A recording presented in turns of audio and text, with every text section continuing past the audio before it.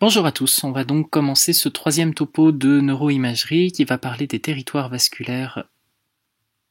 du cerveau. Le code couleur n'a pas changé, les sources non plus, essentiellement Radiopédia et Imaios, le collège des enseignants de radiologie et de neurologie, et une image d'un atlas anatomique qui est le GRACE. Alors si on parle des territoires vasculaires cérébraux, un petit rappel tout d'abord pour vous rappeler qu'au niveau de la crosse aortique, à droite naît un tronc commun qui est le tronc brachiocéphalique qui se sépare ensuite en artère subclavière et en artère carotide commune. Et à gauche, vous avez une naissance séparée de ces deux troncs. Ensuite, l'artère carotide commune va se diviser en artère carotide interne et artère carotide externe au niveau du bulbe carotidien qui est globalement situé en C4. En deçà, l'artère carotide interne va être responsable de la vascularisation de la partie antérieure du polygone de Willis avec l'artère cérébrale moyenne, l'artère cérébrale antérieure et l'artère choroïdienne antérieure.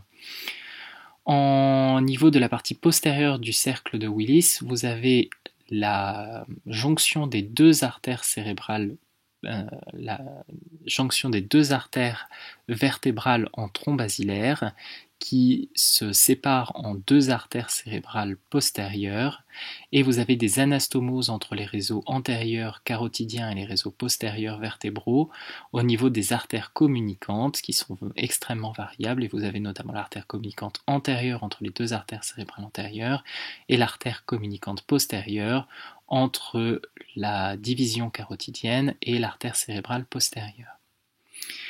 Alors si on s'intéresse rapidement à la subdivision anatomique des territoires vasculaires, on peut remarquer qu'il est simple de les séparer au niveau des cornes ventriculaires. Si vous prolongez la partie antérieure de la corne frontale du ventricule latéral et la partie postérieure de la corne postérieure du ventricule latéral, vous obtenez cette segmentation, avec à la partie la plus antérieure le territoire de l'artère cérébrale antérieure, à la partie moyenne le territoire de l'artère cérébrale moyenne, également appelée artère sylvienne, avec toutefois une petite remarque au niveau du bras postérieur de la capsule interne, qui est donc vascularisée par l'artère choroïdienne antérieure, et en la partie la plus postérieure, le territoire de l'artère cérébrale postérieure. Il faut également retenir que la partie sous-tentorielle du cerveau est vascularisée par des branches qui naissent directement des artères vertébrales et du tronc basilaire, et donc que les artères cérébrales ne participent pas à la vascularisation de la fosse postérieure. Alors si on parle un instant du territoire de l'artère cérébrale moyenne, on peut le sous-diviser en deux territoires qui vont être le territoire superficiel et le territoire profond. Pour ce qui est du territoire superficiel, il va correspondre au ruban cortical des lobes insulaires, qui est le lobe masqué sous la région operculaire du lobe frontal et temporal. Le lobe frontal, le lobe temporal et le lobe pariétal, sans atteinte du coup des noyaux gris centraux. Et si vous vous placez au niveau de l'hémisphère majeur, qui est généralement l'hémisphère gauche, vous remarquez du coup que dans les régions corticales qui sont atteintes, vous avez la région de Broca au niveau frontal et la région de Wernicke au niveau temporal. Et du coup, cette atteinte anatomique va vous expliquer les signes cliniques que vous pouvez observer, avec quel que soit l'hémisphère atteint, des signes majeurs que vont être des troubles moteurs et des troubles de la sensibilité qui vont prédominer au niveau du membre supérieur et de la face, une hémianopsie latérale homonyme, et puis du coup, en fonction de l'hémisphère majeur ou mineur, vous allez avoir pour le majeur des aphasies, qui vont être l'aphasie de Broca ou de Wernicke, et des apraxies, tandis qu'au niveau de l'hémisphère mineur, vous avez un syndrome qui est stéréotypé, qui est le syndrome d'Anton-Babinski, qui associe anosognosie, hémiazomatognosie et héminégligence, avec du coup des patients qui vont être négligents d'un hémicorps, négligents d'un hémichamp visuel, ne pas s'apercevoir du trouble, et du coup un syndrome extrêmement handicapant. Pour ce qui est du territoire profond, c'est l'exact inverse de ce qu'on vient de dire, avec du coup dans ce fameux territoire entre les deux cornes des ventricules latéraux, une atteinte cette fois des noyaux gris centraux, sans atteinte corticale correspondante, et du coup si on somme une atteinte des noyaux gris centraux, on obtient une hémiplégie proportionnelle des trois niveaux du corps humain.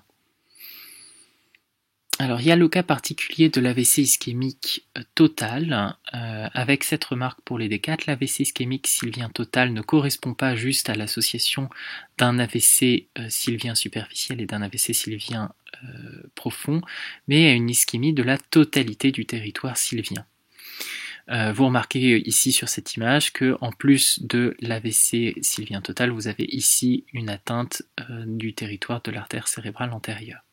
Je vous ferai remarquer qu'il y a juste une petite coquille ici, c'est pas le territoire de la CM totale, mais le territoire de la CM profonde. Ensuite, l'atteinte du territoire ischémique de l'artère cérébrale antérieure. Alors l'artère cérébrale antérieure, elle fait la face interne du lobe frontal, du lobe pariétal, de la tête du noyau caudé et du corps calleux. Ce qui veut dire que son territoire est extrêmement prolongé et correspond vraiment à la partie la plus médiale du cerveau. Donc vous voyez, c'est cette région-ci qui va remonter jusqu'à la fin du lobe frontal, mais en paramédial. Donc ici, vous avez du territoire de l'artère sylvienne et ici, vous avez du territoire de l'artère cérébrale antérieure. Ça vous explique à nouveau l'atteinte clinique avec une hémiplégie qui va cette fois prédominer au niveau du membre inférieur, des troubles sensitifs qui vont également prédominer au niveau du membre inférieur, et puis selon que l'atteinte soit bilatérale ou non, un éventuel syndrome frontal. Alors le fameux territoire de l'artère choroïdienne antérieure est un territoire en fait extrêmement important au niveau clinique puisque vous atteignez le bras postérieur de la capsule interne et que du coup vous allez associer trois signes cliniques forts avec aux trois étages une hémiplégie, une hémianesthésie et une hémianopsie latérale homonyme. Alors pourquoi est-ce que selon le territoire vasculaire atteint, vous n'avez pas le même degré d'atteinte clinique? Ça s'explique par l'homonculus et la projection sur le cortex cérébral. Si vous vous rappelez de vos cours d'anatomie, vous vous souvenez que au niveau du lobe frontal et du gyrus moteur primaire, vous avez une projection globalement un petit peu monstrueuse du corps humain comme ça, avec à la partie paramédiale le membre inférieur, et puis sur les parties latérales, le tronc, le bras et notamment la main et la face. Du coup, si on reprend nos territoires vasculaires, vous avez le territoire brachiofacial qui est au niveau du territoire de l'artère cérébrale moyenne, tandis que vous avez en paramédial le territoire de l'artère cérébrale antérieure. Vous vous souvenez que toutes ces fibres convergent vers la capsule interne qui est vascularisée par des branches de l'artère sylvienne et de l'artère choroïdienne antérieure dont on a parlé précédemment, ce qui veut dire que si vous atteignez ces branches-là, vous allez avoir une hémiplégie totale, et en dessous de la capsule interne, vous allez avoir la voie pyramidale et les nerfs crâniens au niveau de la fosse sous-dentorielle.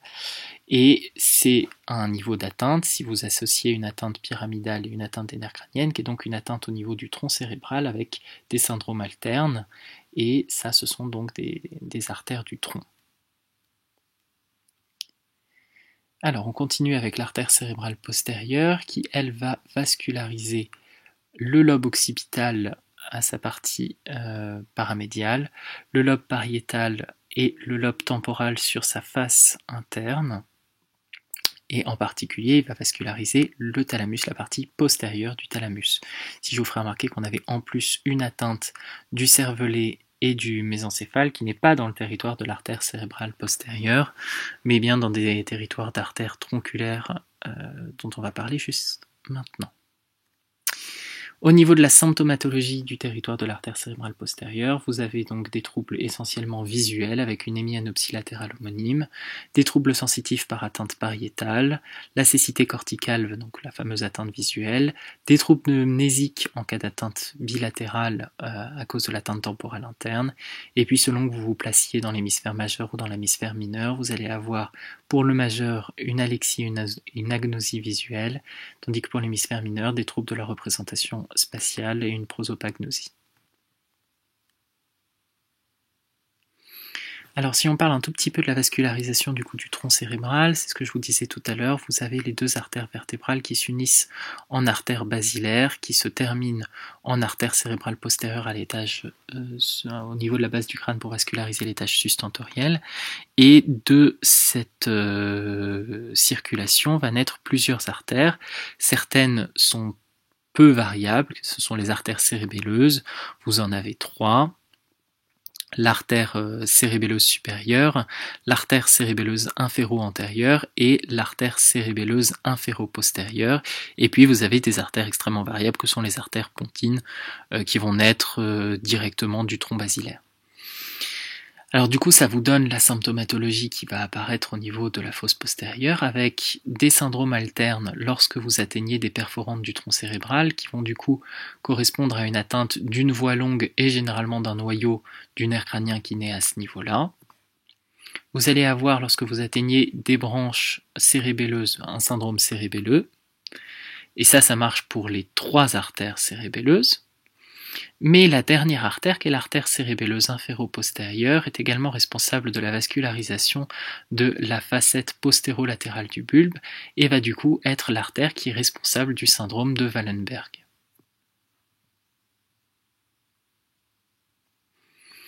Enfin, c'est pas vraiment un territoire artériel, mais on va beaucoup en parler dans le cours suivant. Les infarctus lacunaires sont en fait des infarctus qui concernent des artères perforantes qui naissent depuis les artères dont on vient de parler, mais qui sont des artères de très petit calibre, ce qui va du coup donner des AVC de très petite taille.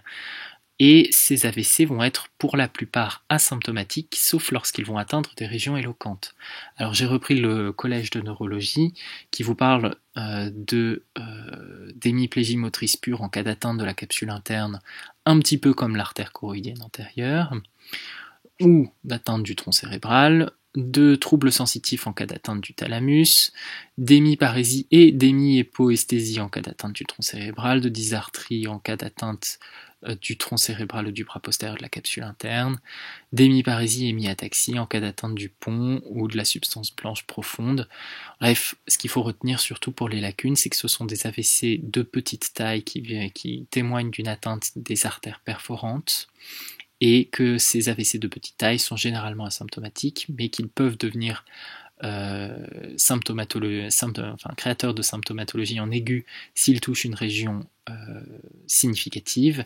et ils peuvent également, s'ils sont répétés, conduire à l'état lacunaire. Voilà, j'espère que cette petite vidéo vous aura plu. N'hésitez pas à me poser d'autres questions si jamais il y a des choses qui n'ont pas été claires, et puis à bientôt du coup pour le dernier cours sur les étiologies de l'AVC en imagerie.